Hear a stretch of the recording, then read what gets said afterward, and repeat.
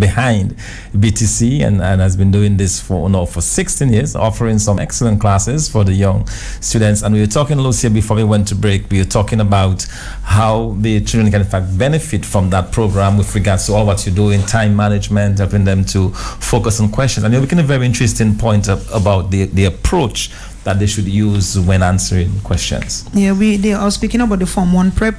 We are very careful how we deal with this particular group of students entering high school. We do not want it to be purely about subject and teaching. That particular group, you have to prepare them properly for high school. And one of the key topics will be time management and scheduling your study time. Now, a lot of these children are moving from primary to secondary, and they've never learned study skills, how to study and how to ace exams.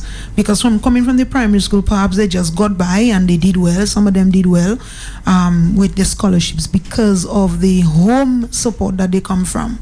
So what we do, we teach them scheduling skills and how to ace exams, the strategies you need. For example, most of the high school students, when you enter high school, for every subject, the teacher is supposed to give you an outline of every subject, what is expected to be covered. A lot of parents don't know that students have that. You're supposed to take the outline and manage it properly. I encourage parents, usually we do a free session for parents to come in, free seminar to teach them how to help their children, free of charge.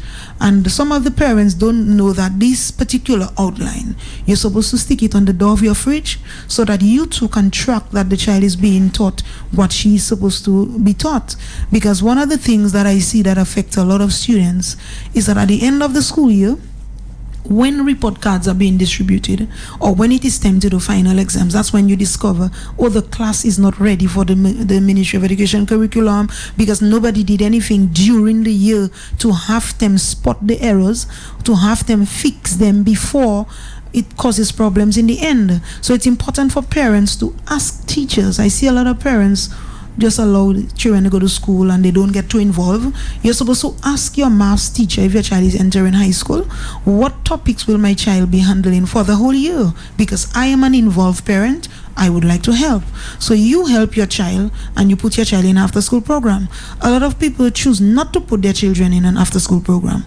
And at the end of the report card, that's when they start looking for ways to fix problems. It's important to maintain your child grade. You know that you have no time because it's a little stressful for most parents, working very hard these days. Some people stand a lot for the day, that when you go home at night, you don't have time to go over homework and all of that. Most times the average parent go home at 6 o'clock. When you get home, you have to start preparing for lunch next day. So it can be really stressful.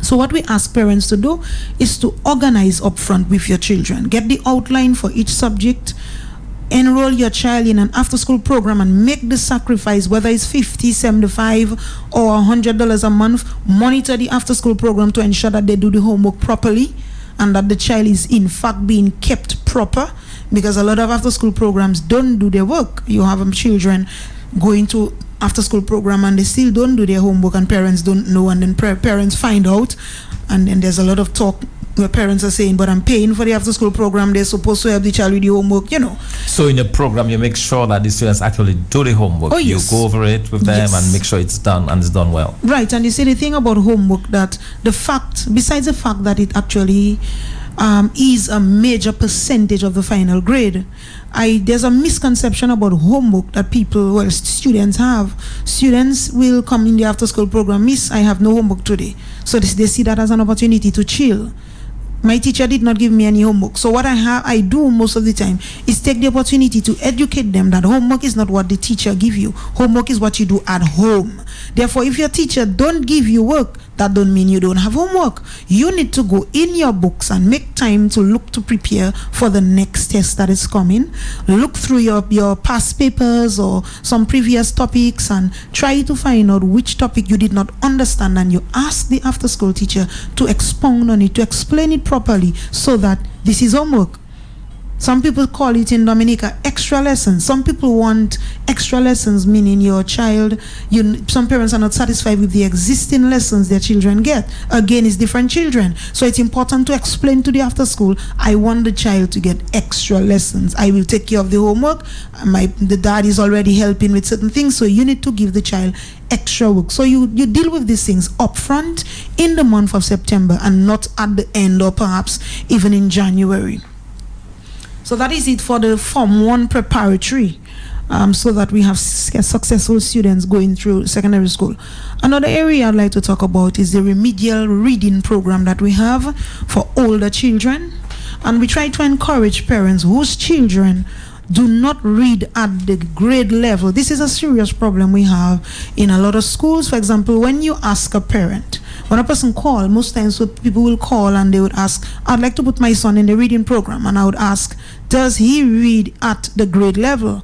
Some parents will say, he can read, but he does not like to read. So we encourage parents to find other means to get that child to be involved in reading, and perhaps put the child in a national assessment prep that involves with a lot of English comprehension, writing skills, get the child to write a lot of composition, which we do under the national assessment preparatory program that we have for the grades 3 to grade 4 and the grades 1 and 2. We do not have a program per se for grade K, because grade K, most times the children at that age cannot read properly. So what we do, we encourage them to go in the remedial reading program with a specialist to focus on reading. I say to parents with children who are older, focus on the foundation, because something might have gone wrong in the earlier stages of the child life where perhaps the child was not taught properly to read, and that reading challenge is going to follow the child all the way to grades 3, grade 4, even grade 5 and grade 6. So you still have the chance to fix the reading problems, because once you have a grip on reading, you will have no problem for maths, science, social studies and everything else. So don't be afraid, I say to parents, that if your child is 9 or 10 or even 8, and the child does not read at the grade level, to enroll the child in a remedial reading program, basically to go back to ensure that the foundation is properly set and your child will continue reading properly at that age. Because in 5 weeks, you never know, a lot of things can happen between 8 and 12 with a reading specialist to try to upgrade that child, because nobody never really has the time in a classroom with 30 kids to teach that one child to come up to the reading level for the grade. So I encourage parents to do that. We have the regular remedial reading for younger children. I believe a child at the age of 5 should read fluent, and parents should ensure that their children at grade K reading above grade K level, so that it becomes easier on the parent and the child. Like say to parents, try to do things that with your children that's going to make your life easier, because it's going to get very difficult as the child grows older in high school. So the basic things such as reading, you want to get it out of the way. Things like the computer classes, I encourage parents to teach your children how to search for homework and everything else on the web properly, with the parents actually putting in the regular filters on the computer. Well, I would hope that there is some form of supervision to prevent the children from going to sites that they shouldn't, you know. So this is what we are speaking about mostly today: the high school remedial for forms 2 to 3, the Form 1 preparatory for children who are entering the high school environment, and the remedial reading for children who are older.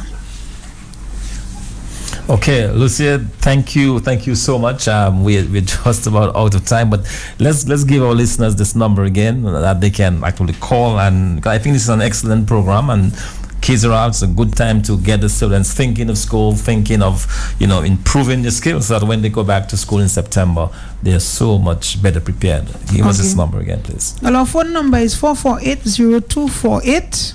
That's 448-0248. Or you can visit our Facebook page. Just locate Business Training Center on Facebook, and you will get an opportunity to see some of the things we've been doing, some of the videos and some of the flyers, and you can easily email at btcdominica@gmail.com or btc@cwdom.dm, or you can call to give the information and we do the registration over the phone. So the number again is 448-0248. All right. Thank you very much, Lucy. Indeed, we appreciate you coming in. Thank you. Thank you, dear. All right. It is 17 past of 1 o'clock, and we go right into our talk session this afternoon. Let me welcome you again to Talk on the Block.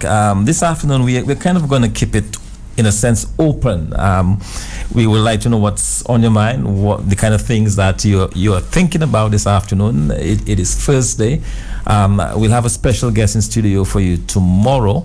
But I wanted to just raise an issue that was discussed earlier this week. On Monday, in fact, I had some discussions with Ambassador Crispin Gregoire, and we were focusing on the NG Lapsang saga, or the ongoing situation with NG Lapsang. We talked a little bit about what happened to Mr. John Ash, who is a former president of the United Nations General Assembly, who got killed under what some people consider to be very controversial or suspect circumstances.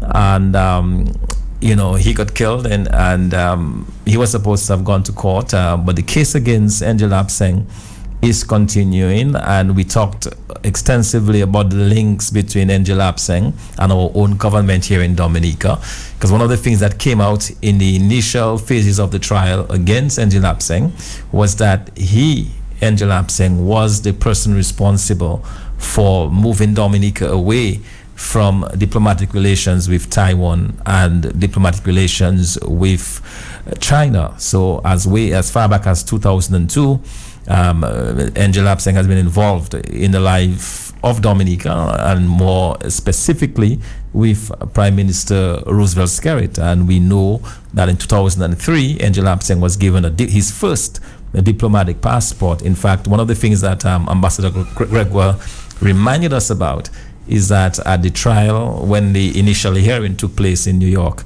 at which he was in court, one of the things that came out, and one of the reasons that was put forward why Angel Lapsang should not be granted bail by the prosecutor, was that he owned an honorary passport from Dominica, and he could easily use this passport to travel out of the United States and flee, as it were. And that argument was put forward. The judge, in the end, made a compromise. He allowed him bail, but very limited bail, in that he has to wear an ankle bracelet, which means that every minute, every point of the day, the officials in the U.S. know exactly where he is, and he's been confined to his house under house arrest. And as Ambassador Gregoire told us on Monday, that's a house that he had purchased just a couple of weeks before. This house is now effectively his prison, where he cannot leave the house. He cannot accept visitors. All of the visitors has to be vetted by the court officials. So effectively, Angel Lapsang is facing this trial, and quite a lot of expectation. Another very interesting point, and I hope the Dominican public was listening to it, another very interesting point that was made was the fact that when Angel Lapsang, when he stood up in court in New York a couple of months ago, one of the things we were told is that, or the reason he gave for receiving this passport from Dominica, was that he had made a contribution of $20 million towards a hotel in Dominica, which was very significant, because for years now we have been saying that following this trial in the British Virgin Islands, in which the government of Dominica was a defendant against Mr. Chen, Kelvin Chen, we learned at the time that Kelvin Chen had given $20 million as his contribution towards Shangri-La and the government of Dominica to begin or to recommence work on the Layou River Hotel project. And at that time, Mr. Chen's money disappeared, and he took the government of Dominica to court along with Shangri-La. And representations were made in court at that time that the $20 million would be obtained from Mr. Angel Lapsang. And it came out in court this couple of months ago that Mr. Angel Lapsang told the court that, in fact, he had made a contribution of $20 million towards this hotel in Dominica. and on that basis, he had received the passport in return. So that is where that stands. We continue to monitor the situation there. The trial is coming up during the course of this month. So a lot of expectations there. We already know that several individuals linked to Angel Abseng were arrested. Of course, John Ash, the key guy there, but we also had Mr. Lorenzo, a former ambassador, UN ambassador, who was from the Dominican Republic, also pleading guilty in this case. And there is an expectation that there will be more to come. We have a call on the line. Let me say good afternoon to you, caller. Yes, good afternoon. Caller, can you go ahead, please? Okay, I suspect this caller is not paying attention. So, all right, so okay, so we continue certainly, and so that case is going ahead in spite of the death of John Ash, and there was a lot of speculation, and there was another very, very interesting development that came out again in the news, in fact, just yesterday. I think it's important to draw to our listeners, and that is the fact that the U.S. authorities are now saying that they're extending the bribery-related issues linked to Angel Abseng. They're extending that to September of 2015. Now, why is that important? That is very important because before that announcement, they had effectively excluded that critical meeting that took place on the eve of Erica in Macau between Angel Abseng, John Ash, Lorenzo, Prime Minister Roosevelt Skerrit, in which an agreement was signed for the center in Dominica to be operated. And the authorities are now telling us in the U.S. that they have extended their investigation to include that all-important meeting. So it is fair comment to say that at some point we may just see this whole issue of this technology center that was supposed to have been built in Dominica coming as part of the discussion. And the authorities basically want to know exactly what happened in Macau.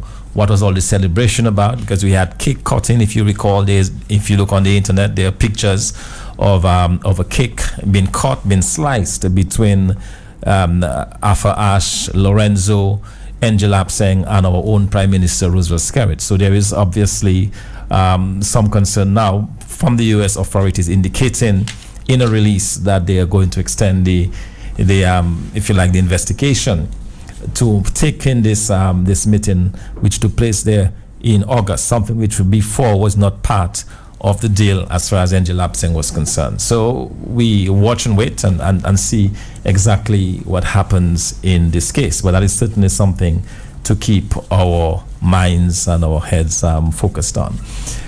In some other activities we're looking at, and something happened. Well, most of you may have seen last night the staging on the Discovery Channel of the American Tarzan movie, and it will be interesting to get some feedback. I saw some very interesting comments on social media concerning the activity there. I thought it was excellent. I like the fact that there is a tremendous exposure for Dominica. I got a chance to see the initial, if you like, the first thing, and with the American Tarzan, basically 7 individuals compete across Dominica, and the scenery and the beauty of Dominica is on display for the world to see, and I thought that was really, really excellent. Good afternoon. Hey, Doc, blessings to you, sir. How are you doing, sir? I cool. Okay, great. Doc, through the years, I have listened, and there can be very, maybe something not effective in disputing stories that have been broken or disseminated or disclosed to the Dominican public. Look, the latest one there, you have the one in Macau, you have the one in where they were cutting the cake again. Macau, it was in Macau where they were cutting the cake, yes. Okay, that's it. And then you have that whole thing tied up intrinsically, so Doc, tied up or embedded or ingrained with Roosevelt Skerrit and many, many, many other things through the years. I mean, the man seems to be invincible or impenetrable because nothing can happen to the boy, no matter what he does.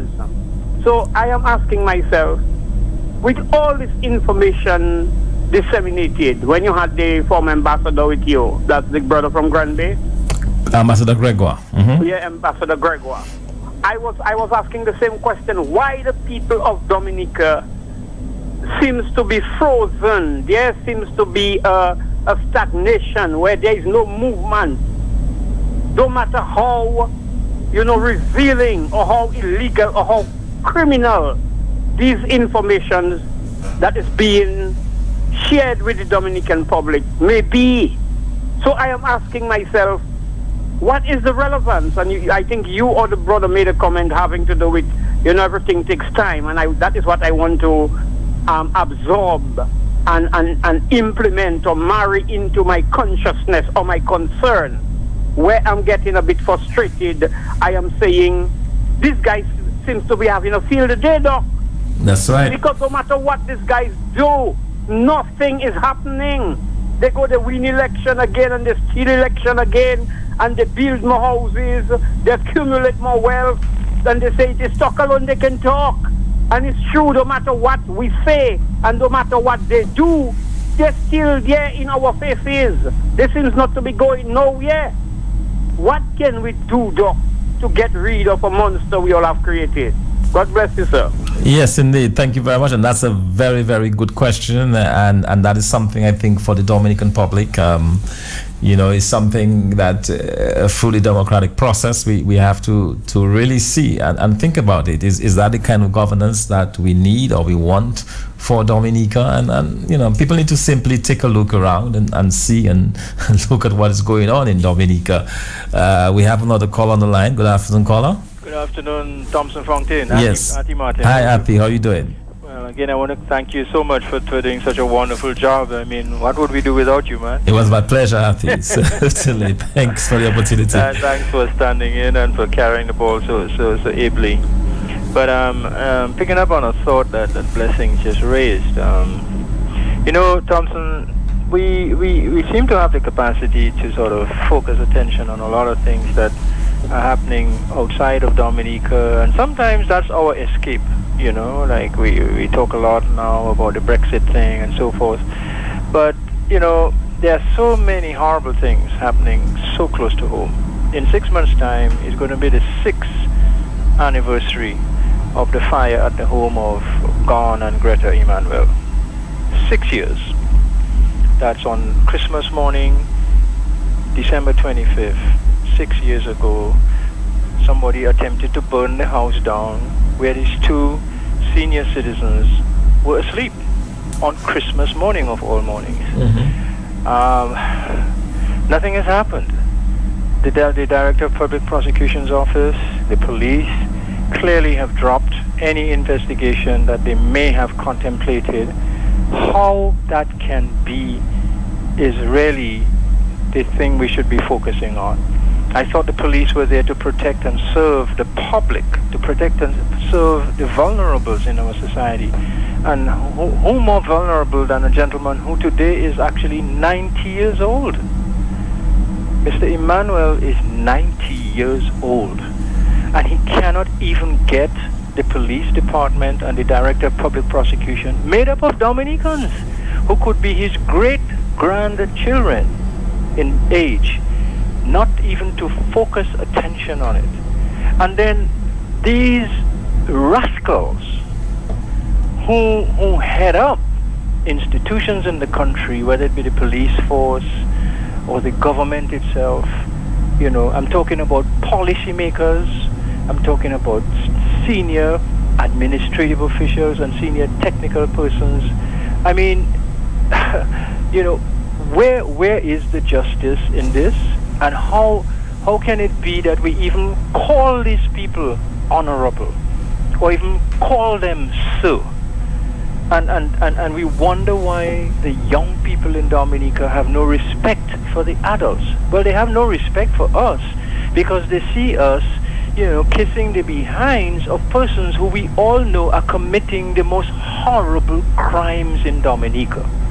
It was Tony Astafan who publicly confessed to the complicity of the Labour Party colleagues of the late Pierre Charles in his death.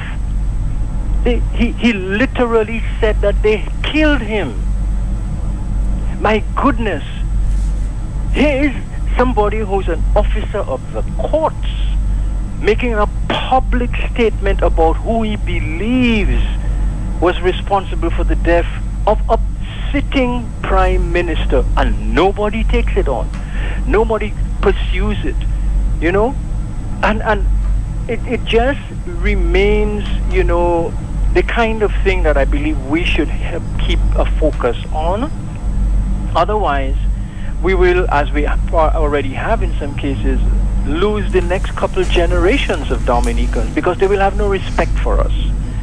And if you connect how we treat the elderly, like Mr. and Mrs. Emmanuel, with how we are now treating the children of Dominica, where you have again, I mean, the Dominica Labour Party has not up until now issued a public statement condemning child sexual abuse, even when persons closely associated with that organization have been named, have been charged, have been arrested, on bail. And that is the group that forms the government of a country. That is a group that sends a prime minister out into the world to represent us. And we sit there quietly and we say, honorable. There is no justification for using the term honorable with reference to any of those, you know, those criminals, I can call them, in currently occupying the positions of high public office in the country. There's no justification. It is by their fruits you shall know them. They who have, you know, they have the skeletons the size of dinosaurs in their closets, and they are out there kind of strutting and arrogant and rude and belligerent and disrespectful to the people, taking people's own money and bribing them to do things that are against the people's own interests. And we as a people tolerate that? One can even go as far as saying these people are engaged in murdering, killing, destroying all that is good and fine and uplifting about Dominica. You can kill physically, but maybe it's even more painful and disastrous to kill emotionally and spiritually. And that's what they have done. From 2004, when Roosevelt took the prime ministership and leadership of the Labour Party, and by extension the government of Dominica, that's 12 years ago, is it? Yes. From 2004 to now. Look at what has happened. Look at what has happened. I mean, we're not even talking the economics, Thompson. All the data is there. You and others have kind of, you know, made it clear to us what has actually happened to the economy. The business people are feeling it, the workers are feeling it, the unemployed are feeling it. But what seems to elude us is what has actually happened to our souls, our spirits, our sentiments, our kind of identity as a people. And it's interesting as we get ready to celebrate Chief Jacko on this coming weekend and so forth. I mean, how dare we as a people claim Jacko as an ancestor, and in fact so deliberately and so deeply, you know, desecrate the legacy of people like Jacko and Congoré and Cicero and all the other, you know, real warriors of liberation. And that is cause for justifiable anger. That is cause for justifiable resistance. Yes, indeed. That is cause for people to not just talk about it, but to get up and stand up and do And that's the exact question that Blessings posed, Afi, and I hope the Dominican public, in fact, taking note. Great, excellent. All right, thank you very much, Afi. We appreciate this intervention. More of your telephone calls. Good afternoon. Doc. Yes. I give thanks to Afi for further elaborating. In the interest of time, I usually just try to speak and give, a lot of, because you heard about Raul Gonzalez saying he's not going to recognize any citizens holding the passports. No, I've not heard. No, I've not heard of this. No. Okay, somebody was was updating me, and telling me about I think the OECS meeting, and Ralph Gonzalez is saying he's not going to recognize anybody holding an OECS passport as a how do you call them, the citizens by dual citizen by investment, and something like that. Okay. So you maybe can do a little research and further update us. Yes, indeed. And I want to give thanks to Afi. Up to this moment, I was trying to calling in a program Matt had. It was short to say I really don't think we need to celebrate. I think we need to commemorate, because really and truly, somebody, these words may be interchangeable, but I really do not see that level of brutality and barbarism being celebrated, especially the Jacko and the African people. And I say we're celebrating. I do not think there is nothing to celebrate. Somebody might think otherwise. But what I'm saying, what Afi said makes so much sense, because when I was talking, let's say we talk about the Panama Papers and Macau and everywhere else, the things that are so brutally obvious, Afi, Doc, and the people, and it is frustrating, and people really have to think if these guys are devils, and which they're diabolic, Doc, and these people are just sitting there, and no matter what that happens, no matter what they do, Doc, and these guys, like, nothing cannot shake them, nothing can move them, the judges, the lawyers, the magistrates, the police, and the priests and the pastors. It seems to be one cesspool of pure evil, and the people seems to be frozen, Doc, maybe under a spell. I will not put it beyond them, because Skerrit says by any means necessary, so to speak, because he want to be there for 2050.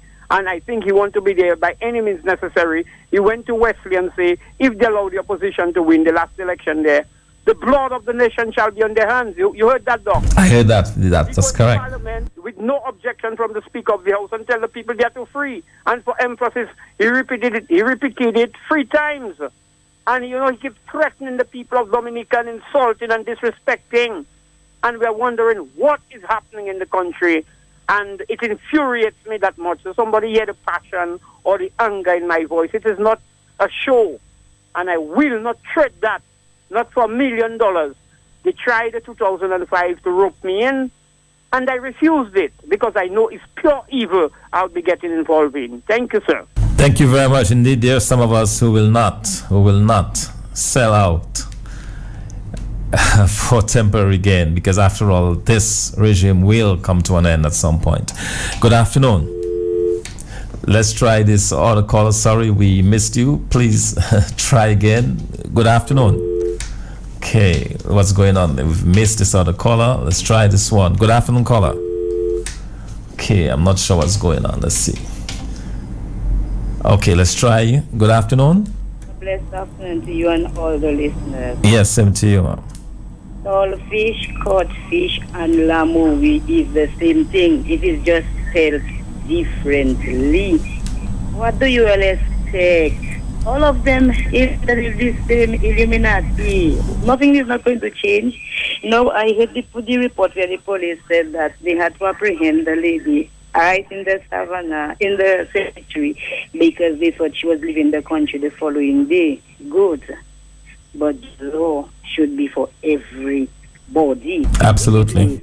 Which is worse. The woman, whether the woman had knocked down this person on the ground, or the police officer who sexually molested the young child that was in the psychiatric unit in the hospital, he then resigned from his job in the Dominica Royal Skerrit Police Force, and he fled the country. Up to now, nothing hasn't come out of it. So shouldn't justice be done for one and for all?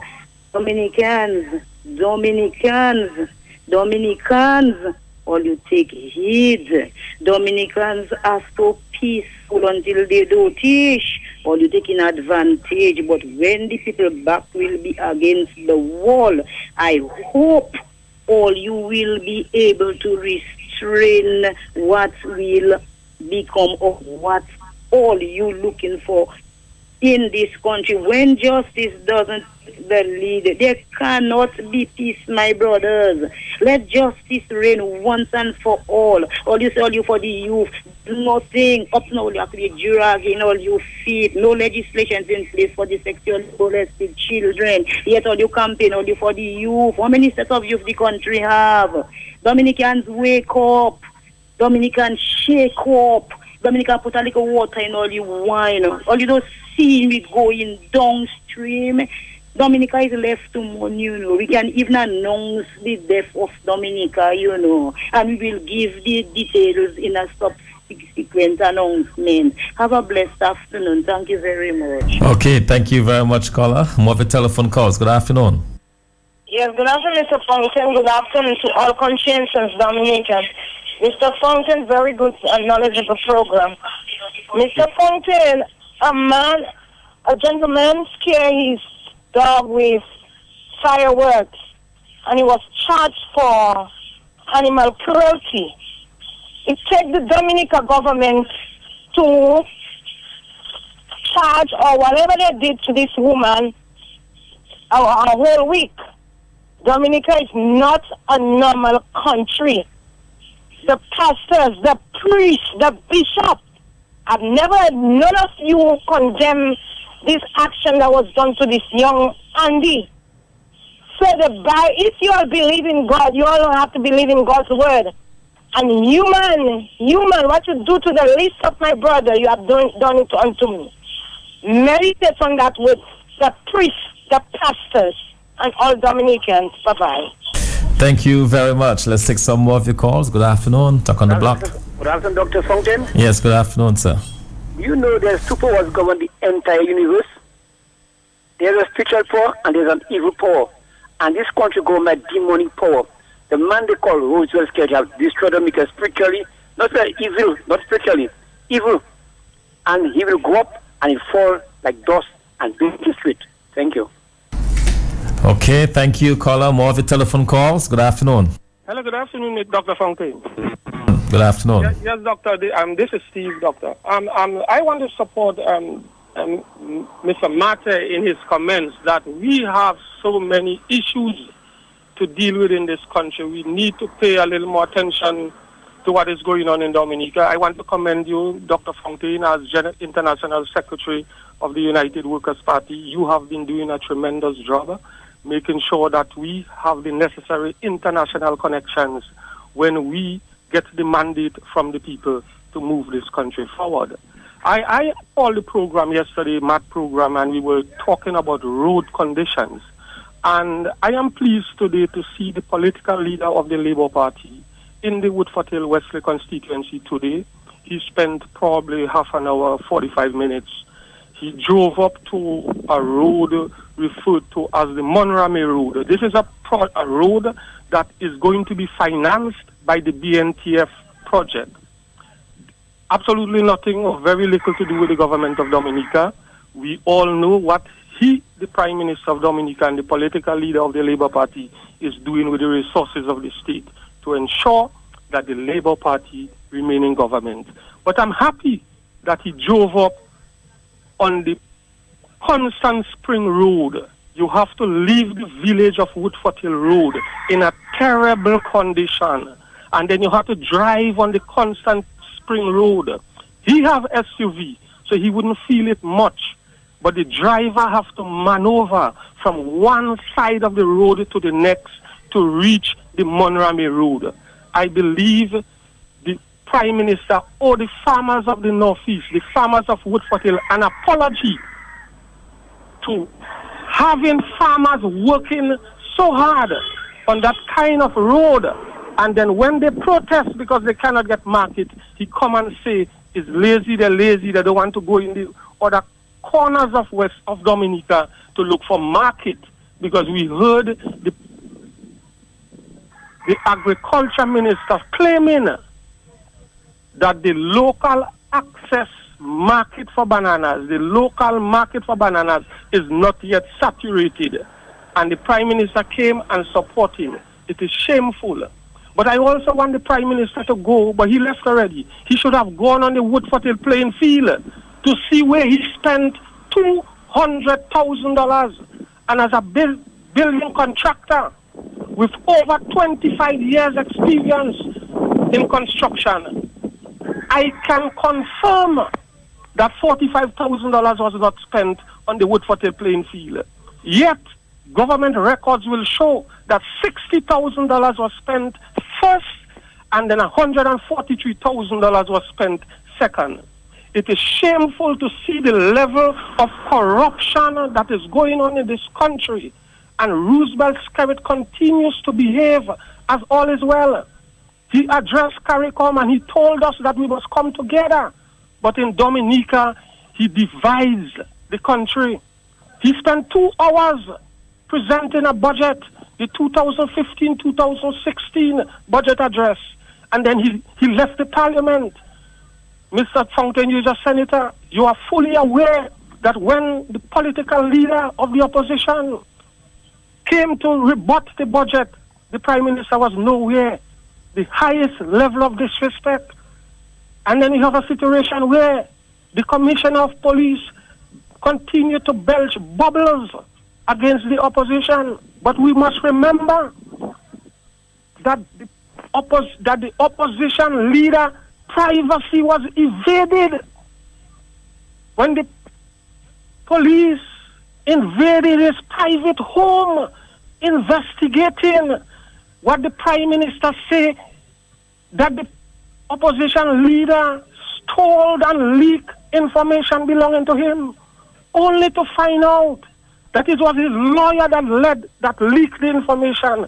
And up to today, the Chief of Police has not seen it fit to apologize publicly, not only to the opposition leader, but the supporters of the United Workers' Party. The Chief of Police must understand that over 17,000 persons voted for Lennox Linton, and that 17,000 persons have families. And for you to come, invade his pride, disrespect him, humiliate him as his supporters, and then you come and say about law and order. We in the United Workers' Party are very concerned about the behavior of the police chief. And we are waiting on the police chief to publicly apologize to the opposition leader in his behavior. We cannot accept that. Moving forward, Dr. Fontaine, I want to tell you thank you very much for your time. Thank you. Thank you very much indeed. Yes, and I want to hope that the Prime Minister move into the region, into Barbados and Trinidad, and create the necessary market for our produce and stop that nonsense blaming farmers for poor quality. There is no question of poor quality in respect to our produce. The problem is market. And if you cannot penetrate the region, go into Europe and penetrate Europe.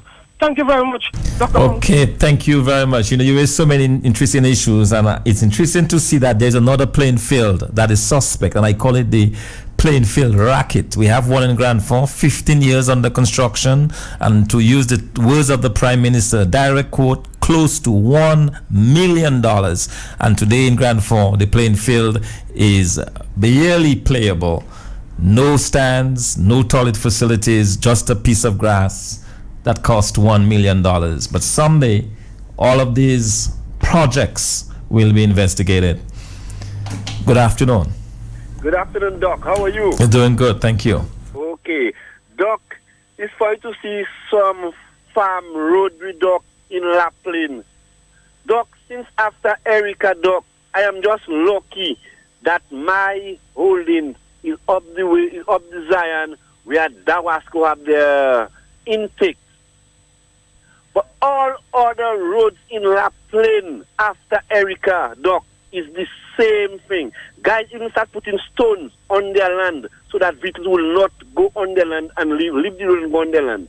Doc, it's a shame to see we have four-wheel drive going up in Lapland, in the hills of Lapland, Doc. Nothing has been done after Erica, and when people talk about that, people want to get to their family and say how their family did, how their family did that. People talking about the government. They representing us. We vote them to represent us. When we're talking about them, it's not about the country we're talking. We're talking about their bad governance. Good afternoon, Doc. I'm listening in Lapland. Okay, thank you very much. I'm still trying to understand how it is that the people of Lapland voted in this government. Crazy. Good afternoon. Good afternoon, Mr. Thompson. Yes, good afternoon. How are you doing? I'm doing well, thank you. Okay. I just want to touch on the topic of the government trying to take away the guns from the opposition supporters, which I find is very wrong. I think that is a really, really a bad move. And I believe to myself, they like to create a scenario, like play a movie and then be the starring. I believe that they are trying their utmost best to take on the opposition supporters. And just like in Rwanda, they had ethnic cleansing. I believe soon we might see party cleansing in Dominica. We might just see people disappearing because they are doing so many things and they are getting away with it. I believe soon we'll see party cleansing in Dominica. Thank you very much. Okay, thank you very much, caller. And talking of which, today, in fact, is a very important day in that whole discussion. The Commissioner of Police, Mr. Carbon, has been given until today to give the reasons why he revoked the firearm license of former police officer, Mr. Wayne James. And so the Dominican public, they're watching, they're waiting for an explanation from Commissioner Carbon, and we will try. Tomorrow, hopefully, we'll be able to link up with the lawyer acting on behalf of Mr. James to find out the latest about this. We were hoping to do it today. We were not able to make contact, but hopefully we can make contact with the lawyer to let us know exactly what is happening. But just to inform listeners that today is the deadline for response from Commissioner Carbon. Good afternoon. Okay, sorry we missed this caller. Certainly you certainly can try again. We will in fact try that. It is just about 5 minutes before 2 o'clock. We go out at 2, but we'll be back tomorrow with another edition of On the Block. And just to remind our listeners that this evening on the Workers' Voice from 8 o'clock, we'll be focusing on Dominica's economy. We'll be focusing on exactly what is going on with this economy of ours. So join us tonight at 8 o'clock. Good afternoon. Good afternoon. Welcome to Talk on the Block. Good afternoon, caller. Okay, let's try this on the line. Good afternoon, caller. Welcome to Talk on the Block. Caller, I suspect you're listening to your radio, or you're just tying up our lines deliberately. It is just about 3 minutes, or rather 3 minutes before the hour. And just to indicate that tomorrow there'll be a special guest in studio for you tomorrow, Friday. And tonight at 8 o'clock, we'll be discussing more on the economy on the Workers' Voice. That's at 8 o'clock tonight on Q. Good afternoon. Good afternoon, Dr. Thompson. Dr. Fontaine, how do you do? I'm doing good, Mr. Shellingford. Clayton, Dr. Shellingford, how are you doing? Well, I'm all right. I'm back in the U.S., Thompson, and I'm listening to all of this stuff, and more particularly the remarks that have been made about agriculture and the condition of the roads and all that. And I find all of this rather disturbing, that the government doesn't seem to understand what its particular responsibilities are. And in middle of that, you also have the high-level public servants, the permanent secretaries and so on, who seem to have no clue as to what their responsibilities are. The situation is very, very dismal. I think the people who are calling in, they are perfectly justified in their calling in. And I need to ask you the question, because I heard you mention that people voted the government back in, and you mentioned La Plaine in particular. Well, that's a question that we have to examine, because you hear people are calling in on a regular basis and they're criticizing the government. At the same time, it is the people themselves who put the government in place. So how does one rationalize that kind of situation? It's very, very difficult to figure that out. Thompson, you guys are doing a good job. Keep the people informed and educated. Hope that some change will take place. But I know as well that the possibility of changing that culture is very, very difficult. But we have to do the best we can. Yes, indeed. Thank you so much, Dr. Chillinford. We certainly appreciate your intervention this afternoon. Okay, so it's, like I said, this is something for us to keep watching the developments there with regards to the seizure, and also a very curious event. The police seized the gun of Wayne James, and a day later, his business, his house was burglarized. One wonders, did the burglars have information that the gun of the businessman was taken away from him, because he's been living there for several years, and nothing of that nature had ever happened in the past, and suddenly his gun gets taken away and his home is burglarized. So is that simply coincidence, or is something more sinister at play? These are some of the questions that obviously the Dominican public needs to keep their minds on. But as for me, it's just about a minute before the hour of 2 o'clock, just about to wrap things up there on Talk on the Block for today, Thursday. I'll be back on the radio tomorrow at the same time as we continue with more topics of discussion for the Dominican public. We would like to just encourage you to have a good rest of Thursday, and whatever you do it well, do it to the best of your ability. Thank you so much for being a part of the big station, Q95 FM radio. And as for me, I'll be back on the radio tonight on The Workers' Voice. Looking forward to having you for company. Until then, take care. God bless. Have a good afternoon.